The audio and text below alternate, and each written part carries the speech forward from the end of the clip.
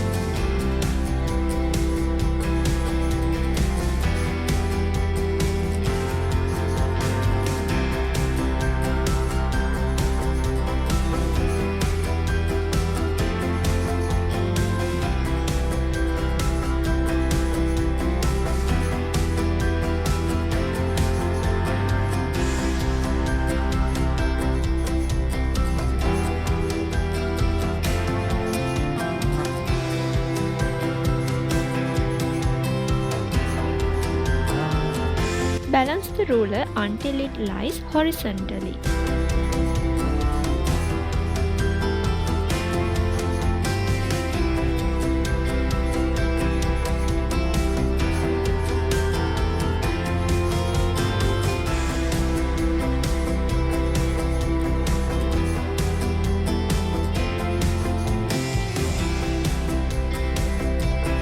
Make a hole in one balloon and let the air out. When the air in one balloon out, the meter ruler loses its balance and the side with remained balloon moves down. This happens because the air in the balloon goes out. So we can conclude that air has a mass.